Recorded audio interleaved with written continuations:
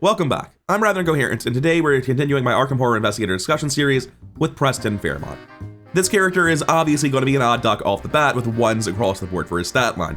Nothing to say there, that's obviously terrible. So let's figure out how this gimmick investigator works.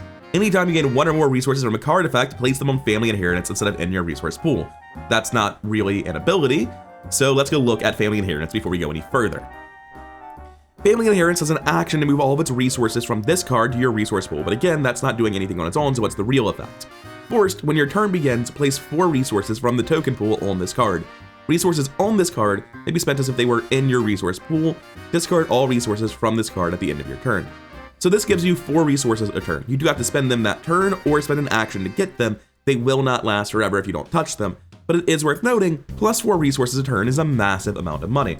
And it is plus 4 because anytime you gain 1 or more resources from a card effect, place them on family inheritance. That does not include your starting resource. You still get that starting resource. You're getting 5 resources a turn, 1 on you, 4 on family inheritance. So the idea behind Preston is now immediately obvious. We're going to buy success. We're not going to worry about these stats. Trying to fix them is a lost cause. We are in such a deep hole that it's never really going to happen. Instead, we're going to use money to bypass the act of taking a test entirely, or to buy so much plus value to a skill that our number couldn't be relevant in the first place. And then star effect, you may spend 2 resources to automatically succeed instead. Obviously, a lot of the time with Preston, he's going to be taking tests expecting to fail.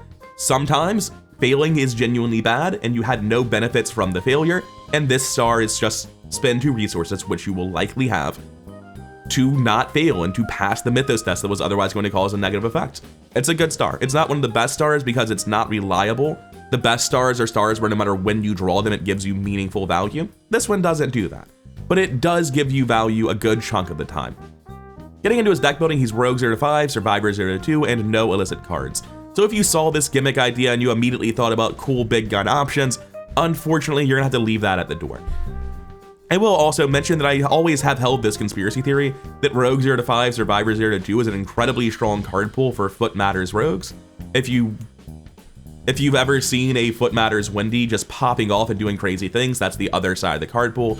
It seems to me like this would have been a very strong character, and I think perhaps that's why he was printed as a gimmick investigator instead of letting someone just play with what this card pool naturally lends itself to. Which is not to say that his inability to play Foot Matters makes Preston weak in any way, just that I think that's why he was made into a gimmick investigator, and he has a ton of things unique to him that are very powerful. I'm going to mention Lodge Decks real quick. It exists. It does interfere with your plan. It's basically a 2 to 3 action tax depending on what kind of Preston you are and what circumstance you drew this in. Or rather, what circumstance you need to get rid of it in, because drawing it doesnn't matter. You just have to deal with it before the scenario ends. I won't cover it in any detail, I'm just mentioning that it exists because it's not a complete softball, just relatively easy. Which brings us to Preston decks, and there are 2 obvious ideas when you look at Preston. The first is that because family inheritance isn't money on your investigator, it bypasses the check on things like Mariner's Compass and allows you to play Dark Horse, but with more money than anyone else. You're just pretending to be poor. So Preston Dark Horse decks are really strong in that regard. The other obvious thing is, well, if you make 5 resources a turn, it's pretty easy to turn on a well-connected to stupid values, isn't it? So that's another idea. You can play big money Preston. And unlike most Dark Horse decks, you're very easily able to run intel reports as well, right? Like these expensive events that don't fit into Dark Horse are going to just work in a Preston deck. So those are the 2 main ideas you'll see when talking about Preston decks. Dark Horse Prestons that hide their money, and big money decks that capitalize on money better than anyone else. What I showed was a big money hoarder deck. You can definitely play a big money spender deck, but I find that the big money spender deck is really just a variant on the Dark Horse deck without Mariner's Compass. I think Mariner's Compass tends to be very worth it. Let's start with the Dark Horse deck. Mariner's Compass is pretty much the sales pitch for why you would want to do this, being a recursive way to get 2 clues with 1 test. Of course, you can only get +1 book for the skill test 3 times, meaning testing at 4 is not very good. You would very much like to have like Lola Santiago in play if you're trying to use a Mariner's Compass or the +1 book, since it'll be a relevant number. And the big thing here is streetwise. If it's a low shroud value, you spend 2 resources for +3, so it's a 1 resource discount. But if it's a high shroud value, instead you spend 4 resources, 1 more for +6, +3 more to the test. The 3xp permanent streetwise is really the thing that allows you to much more effectively use Mariner's Compass than this ones across the board would otherwise allow you to use. We are also running Old Keyring and Matchbox and Gumption. Gumption makes a lot of tests like Rotting Remains much less scary for a Preston, but it also helps enable difficulty 0 for Shadowlight, which is a very powerful thing, very uniquely good with Double, and also Look What I Found, which again, very powerful, very good with Double. And while this isn't necessarily difficulty 0, since you need to fail by 3 or less, things like Old Hearing make it easier to use, especially before you upgrade it when it's 2 or less. So there's some difficulty 0 stuff going on here because it synergizes well with Double. We have Leo DeLuca in our deck. Leo DeLuca is actually kind of a bells and whistle, not super necessary card. On the one hand, Preston can play him easier than pretty much anyone else, and you will get value out of his actions. Even if you're just taking move and draw actions with your Leo, it's still valuable. But on the other hand, a lot of the time, Preston's out of money by his third action, and the Leo DeLuca action has fallen off a cliff in terms of its power level, but being able to draw more cards or just take more move actions, the basic actions you're getting out of Leo are worth it on Preston. You wouldn't want to do that in a different Investigator where those 6 resources were a huge deal, or 5 in the case of upgraded Leo. But on Preston, 5 resources to take an extra move action or draw action every turn, that's a completely reasonable price.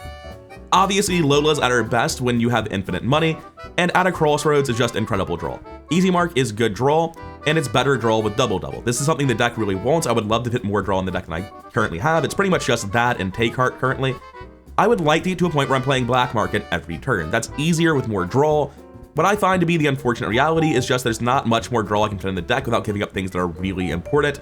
The weakest cards in the deck are things like Protective Gear, when so often my plan for the Mythos phase is I'll just fail. Sorry guys, if it's a Mythos test that like adds a Doom, you're getting a Doom. I can't do anything. Very frequently, my plan is to fail the Mythos test, so I really don't want to cut Protective Gear when my Soak is such powerful, experienced ally assets. So while I really do want to fit more draw in this deck, and I'm not very confident this is absolutely the best Preston deck if you're playing a Dark Horse build, this will still be pretty close to whatever a truly optimal Dark Horse Preston is, and the stated end goal of the deck is once you get all your assets in play, you have a much smaller final deck size. You want to be playing a Black Market on yourself every turn, and then using that Black Market to very reliably find your Double for more clues targets. If in the endgame you find yourself using Double on a 2-clue card every turn, that 4 clues for 1 action is going to put you above the pace the game expects. And in the setup phase, before you're doing that reliably, you're still pretty reasonably triggering Mariner's Compass and Lola Santiago pretty much every turn, right? This really crushes the pace of the clue game. It does not play a traditional Kluver way. It is very weird and janky in that regard, but it can very easily buy the success it needs and get a ton of clues. I will mention the reason I don't run Fire Axe in this deck is partly because of the card cutting thing I was just talking about in the final deck, where once I've got Double on my second allies, I really don't know how to fit a Fire Axe in here without cutting something that's desperately important to me. But we'll get into the real reason I don't like Fire Axe in my Dark Horse Preston later. I will mention though, I have seen Fire Axe used in Flex Dark Horse Preston in multiple campaigns to incredibly high effects. It is not weak, it is just something that has some issues with deck building that I'm going to cover in more detail once we've covered the starting decks, the final decks, and the transition point between them. So let's go to big money. What's the major difference? Because obviously a lot of things are the same here. We're still doing the same thing where we're trying to keep Black Market rolling on ourselves, Double these big clue events, enable difficulty 0. We've cut down some of our allies a lot. We're going to have to draw harder to find Leo DeLuca and Lola Santiago, for more draw with the Rabbit's Foot, for more actions with the Black Fan. And the big one is that we're running Faustian Bargain to help get ourselves online more, or if we're fully online, give it to our teammates. Because just like doubling one Faustian basically says you're well connected is online, doubling the second one says your entire team has no economy issues. So the major difference is obviously the presence of well connected. This deck is expecting to use a lot of its actions taking the money out of your family inheritance and putting it onto your character. You really desperately want to be at least 15 resources for the Black Fan, but being plus 20, giving you the +1 to all skills, and then enabling well connected to be +5, puts you at straight 7s on your stat line, and once you achieve that, Preston can get success recursively with well connected 3 pretty much every action. Well, not every action. Every meaningful action where his stats matter, which he does his best to avoid. It's likely just once per turn in the Mythos phase. This plays a very similar deck, but it feels much stronger, and the reason it feels much stronger is because well connected makes you virtually impervious to the Mythos phase. That's pretty much the major difference. Being up 1 action with the Black Fan does a little bit, but very frequently it's just a draw action. It's not going to be that big of a deal when you're taking 5 action turns with Double. The big thing here is well connected making you much better against the Mythos phase. That's the selling point of Big Money Preston. But then you come down to the level 0 decks, and looking at the level 0 Big Money starter, it's much worse. we don't have double-double, so our economy is going to take a lot longer to come online, and our maximum payoff for doubling these events is a lot lower. That matters a lot because we can't use Mariner's Compass to make up for the lost events. The clue finding power of a big money starter deck is much lower than a Dark Horse starter deck.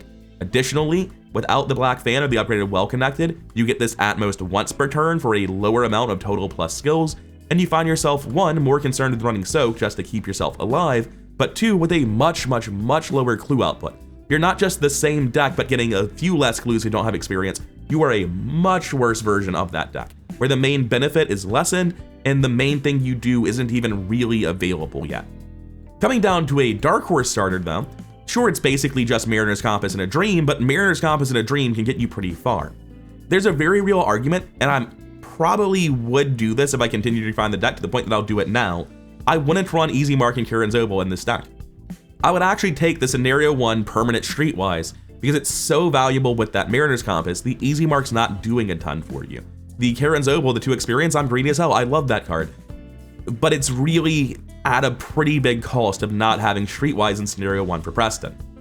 As for the missing card slots, I'm actually happy to just throw in Perceptions and an Unexpected Courage. There's a lot of things those could be. I don't really care too much about sorting it out right now because it's not ultimately too important. But these essentially double as more resources to spend on your Mariner's Compass to be more reliable with it. And I think, frankly, even if I weren't taking Streetwise rather than Kieran's Zobel, I'd really like to get 2 copies out of Crossroads to maximize my draw and find Mariner's Compass more effectively. Flipping back and forth between the decks, you can see that they are still remarkably similar, but again, the absence of Mariner's Compass in the big money level 0 means that you really cannot get nearly as many clues. And yes, this Preston deck can get unlucky, not find Mariner's Compass for a very long time, obviously. It's why I consider things like cutting Streetwise and putting in Easy Marks and out of Crossroads to absolutely maximize my draw and find it faster, and I can't say concretely what the best way to build the starter deck for Dark Horse is. If your teammates are super strong, take Kieran Zobel. They don't need you to be the best in Scenario 1, you can just get 2 bonus experience and sort it out in Scenario 2 much more effectively. Personally, I think the starting Streetwise gives you the most outs to be successful in this deck regardless of what you draw, because even if you miss everything, you can just be like, alright, I'll go ahead and use the Streetwise twice to be at base 4 against a 2 Shroud location, right? Against low Shroud locations, Streetwise on its own is enough to get 2 clues around. And presumably, even though you missed Mariner's Compass, you did draw something else to make the deck not complete trash in that circumstance. But the huge thing is, even though I'm overemphasizing consistency and how Mariner's Compass being missed can really hurt the deck, when this deck hits Mariner's Compass, which is, in my experience, pretty much all the time because you're hard mulliganing forward and taking more draw actions when you miss it, the deck just gets a lot of clues. Not like an insane amount of clues, it's not one of the best cleavers in the game, but it does get a lot of clues. Especially when you take into account that it's still running all those events, just not doubling them. It still has, look what I found, an intel report. So you end up in a question where Big Money has the weaker starter, but the better finisher, and the opposite is true. Dark Horse has the better starter, but it doesn't really scale up quite as well as getting Well Connected online does. And that allows Preston to do something very unique, because again, you'll notice there's a ton of overlaps in these decks, both at level 0 and in the final version. Preston is in a class where he can run 2 copies of Adaptable. There's only 1 in these lists, but you can get a second one, and depending on how exactly your upgrades are going, it might be right. Because he has access to Adaptable and there's so much overlap in the decks, let me show you what can happen when you're building into Big Money. You can find yourself sometimes towards the midpoint of a campaign in a deck like this. This is a Dark Horse Preston deck through and through. There is no Well Connected. You're running the Soak that Dark Horse Preston runs because he doesn't expect to pass tests. You're running the Mariner's Compass. This is pretty much just upgrading the most powerful events. If I had to tell you what are the core things in Dark Horse Preston, this would be it. You want to get Shadow Light and Gumption very quickly. You need Streetwise very quickly. You want Easy Marks and Black Markets for draw. And then like after that, you've got so much stuff that's good with Double that you probably want to go for Double, right? So this is the core of a Dark Horse Preston. I will mention these decks are very low in skills. There are 2 reasons for that. One is that skills tend to not be good enough to get you through your test anyway. The other is that Black Market cannot draw a skill card. You can only play cards in the Black Market. So having the lowest possible one of skills is very good for a Preston. Now, looking at this deck, there's actually nothing in this deck that does not show up, that I spent experience on at least, in the final deck for Big Money. It's actually only upgraded cards that go into a Big Money deck. What you can do is if you have a pretty big experience bomb, you can just transition directly from Dark Horse into big money. If that doesn't happen, what you can do is you can either buy a second adaptable, or you can bank almost all your experience, and then next scenario with a 1 or 2 of adaptable and 8 to 14 experience, however much you're getting over the course of 2 scenarios, you can use all of that to suddenly transition. You use adaptables, you got Mariner's Compasses for things like Well Connected, and you just strip out the Dark Horse all at once and go into big money. You can start off as the Mariner's Compass Poorston and then transition around the midpoint of a campaign into the Well Connected big money build. And that is, in my opinion, the best way to play Preston, and it's wholly unique to him. No one else in the game is really transitioning build archetypes from their start deck to their final deck the way that he can. And it's uniquely good in him, because again, the Dark Horse starter is, in my opinion, much stronger than the big money starter. And the big money finisher is much stronger than the Dark Horse finisher. So you can do this thing where, since they have so much overlap, and the thing that really makes them strong, which is doubling high value clue events, you can transition from the Dark Horse deck, once you have all the core of your proactive power, into the big money deck. And it's very cool and very powerful, and there's nothing else in the game like it, and it tickles my brain in all the right ways. So from here going forward, I'm going to stop talking about the versions of the decks that I'm not using. We're not going to cover the big money starter deck in any detail, nor are we going to cover the Dark Horse final deck in any detail, and I'm not going to cover the transition point anymore either, because you've seen what it is. This is the core of the deck. Double is the last of these cards you get. You want the other 17 experience first, then you pick up double, and then you make the jump to the big money deck towards the end of the campaign. So let's talk about what cards got in this deck and why. Cherished Keepsake and Bandages feel like non-negotiable soak. Preston is just going to eat damage. He's gonna have his face in the dirt a lot in the Mythos phase, because there's nothing he can really do to pass them unless it's a foot test, and then doing that will be at the cost of his turn, because he'll be spending resources that he needed to pass test on the treachery. Matchbox is one of the weaker cards in the deck, but it is essentially +1 to book for the entire round, which can be relevant. It makes Look What I Found much more easy to use, even at level 0. It's Cryptual fodder, if nothing else, but you're really running this because it's better later. This is absolutely an example of a card where you can justify taking it out and using adaptable to put it in later, trying to get a better scenario 1 deck, but I genuinely think that in conjunction with Old Hearing and Look What I Found, and even with Mariner's Compass, like if you're using a Matchbox to get up to +3 instead of +2, I think that's still worth it. I think it's good enough that you shouldn't adaptable it in later, and you should run it from the start. You handle this one just sort of needs to be in the starter deck. As I said, we draw Rotting Remains, we expect to take 3 Horror. It's better to hand it to somebody else in pretty much every circumstance. Cutting Distraction's a really funny card that never gets played. It's a 5-cost event that just automatically evades every enemy at your location. You're never going to need to play this twice in one game. Drawing 2 copies of it sort of breaks your hand, but Preston's uniquely able to play it, and it can solve a lot of problems that are otherwise very nearly unsolvable. So I do think a 1-of Cutting Distraction's a pretty good thing to have in your deck as low-level Preston. Scrounge for Supplies is mostly here to recur Look What I Found. It can be used for other things, but the main thing is you use this to get a clue finding event back for more clues, and as we're going to upgrade pretty immediately into stuff like Shadow Light, which despite being tabooed is still technically level 0, is going to make this have more targets and be generally more useful. And Take Heart's really here because there are so few great draw options available at level 0 for both Rogue and Survivor. There's a lot of good stuff you can pick up later, but Take Heart is going to be very helpful for now. I feel I've largely covered all the cards in this deck already, so I'm going to cover 2 things that haven't been talked about too much. One is the 1-of Rabbit's Foot. You're basically expecting to fail 1 skill test per turn, at least. You typically want to do that because you're trying to double a Look What I Found very often. If you're not doing that, then I mean you probably failed your Mythos test if it was solved. Like if you drew a Rotting Remains and you have a Gumption, you may well just spend the Gumption negating the Rotting Remains and fail it anyway, right? Just test 1-1 and lose, and that still draws off Rabbit's Foot. You may draw a Mythos card where it gives you a test, but the fail condition isn't important, and you actually don't care about using Well Connected, and you'd rather draw with Rabbit's Foot. There's a lot of circumstances where you'll just fail a test during your turn, even in the late game, but more importantly, this just combos with Look What I Found to give you a lot of free draw over the course of a game. It's also very hard to cut it for something that doesn't cost experience in its place. And lastly, we have Counter Espionage. It's a 2-cost 1 XP event, commits for Guts. Fast play when you draw a non-weakness Treachery, cancel that card's Revelation effect, and draw the top card of the encounter deck. So obviously that's not great on its own. You're basically just changing out the evil you know for the evil you don't. However, if you spend 2 more resources, it can change as a reaction when you play Counter Espionage, increase its cost by 2, change the encounter deck to your deck. So now you draw a card instead of an encounter card. That's much better. And for 6, you can play it on somebody else instead of yourself. Technically, you can use 4 to play it on somebody else and not give them the card from their deck and have them redraw the encounter card, but I have never been in a circumstance where somebody played this card this way, and it's very rarely, if ever, going to be right. Counter-espionage is good mythos resilience. It's generally strong, maybe at a crossroads is better.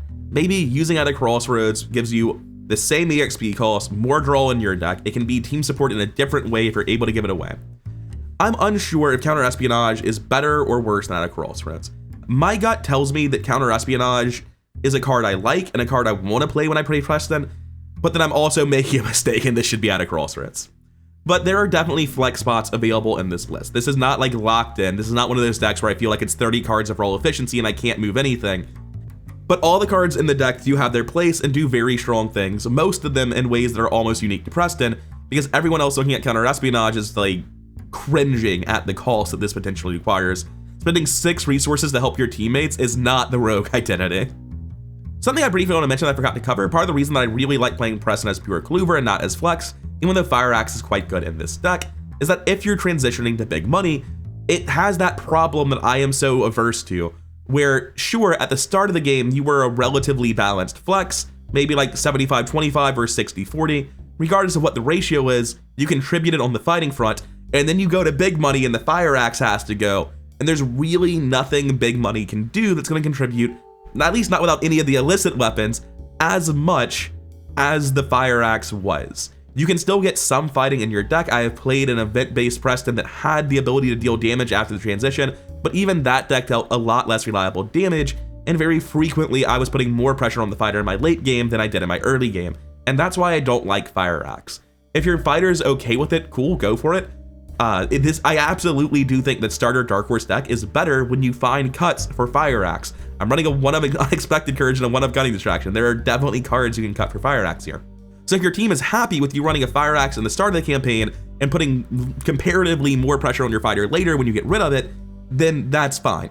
But you need your fighter to know that around scenarios 3 to 5, depending on what campaign we're talking about, they're going to start getting a lot less help from the team on the fight front. That's why I'm not running Fire Axe. I think running a deck that transitions in its role from mostly one thing to entirely one thing, as Preston tends to do with the builds I'm talking about, I think that's something where you have to know your team is cool with it, and it's less generally useful than just staying in one lane, which is why I haven't run Fire Axe in any of this. Coming over to the tier list, I've got Preston at the bottom of my B tier, and I want to mention, more than any other character, well, maybe not any other character, but more than most other characters, Preston's incredibly hard to place on the tier list. He has got strengths and weaknesses wholly unique to him, plays unlike anyone else. He has a very high output in the first half, he has a very high output in the second half of a campaign and also in the second half of scenarios, but he can have setup time, and his first half of a campaign is noticeably weaker. His power curve is a lot more erratic than most characters, and his maximum output is a lot higher than most characters too. I've mentioned before that placement within a tier is very hard to be confident in. Preston's a great example of that. I feel confident that Preston is categorically stronger than everyone I've got in my C tier. I do not feel confident that he deserves to be at the bottom of my B tier. I'm not going to get into like all the other characters, but typically B tier characters have similar statements to Preston, where they are strong at X time because of Y reason, but they have weaknesses, where they are not clearly powerful, and they have caveats to what makes them strong. Preston very much is like that. I think that typically there are greater strengths on the characters higher in this tier than him, and lesser weaknesses. I feel that as strong as Preston is, even compared to like a modern tabooed Mandy, where it's just a toolbox investigator trying to find the best 50 cards to help her team as a Clover or a support character, like that Mandy is strong from day 1, turn 1, scenario 1, and Preston isn't at that same level of power. I do believe late campaign, late scenario Preston is stronger than a Mandy Thompson, and I think that gets into what causes a lot of people to have very, very different opinions on characters than me. I have to go out of my way to get over recency bias. When I'm talking about how strong characters are, I have to ignore the menaces they become in the late game, because most characters are very strong in the final scenarios, but some characters got there effortlessly and some characters had to overcome struggles to do it, and the ones that struggled on their way to scenario 8 are categorically weaker than the ones that didn't. It's very, very easy for me to come off of a campaign and be like, holy shit, Preston's incredible. It's happened every time anyone's played Preston, Because in Scenario 8, Preston is relentless. He is so strong. But in the opening scenarios, he's just pretty good. He's not remotely as powerful as his late game self can be. I say all that, and I'm convincing myself a little, like he should be higher in B tier, and I look at the people above him, and he's literally 6 spots below where I have Stella, Finn, and Charlie Kane, which are some of the characters I think are the best embodiments of fucking insane with experience, but they have startup time in their scenarios very frequently, and they're not that great at level 0, and like these are the same faults that Preston has. And frankly, I think Finn and Charlie Kane blow him out of the water in the late campaign too. And then the characters directly above him are so hard to compare. Characters like Monterey Jack and Nathaniel Cho and Kaimani are all like all 4 of these characters are playing completely different games with completely different power curves. Kaimani and Preston have setup time in scenario. Nat Cho's all gas, no brakes, no setup. Monterey Jack is similar, but for the Clover role instead. And that's really the story of B tier. More than any other tier, I don't feel tremendously confident in placements. I have them where I'm most comfortable with them, but realistically, B tier can slide around so much. And any character in B tier could easily get argued, like if somebody opens my eyes to something, up or down several places. Anyway, that'll be all for now. I've been Rather Incoherent. If you made it this far, then thank you for your time, and if you could hit all the buttons for the algorithm, I'd really appreciate it. And what I cannot overstate my gratitude for is the people supporting me both as patrons on Patreon and channel members here on YouTube. Thank you for your time, and I'll see you in the next one.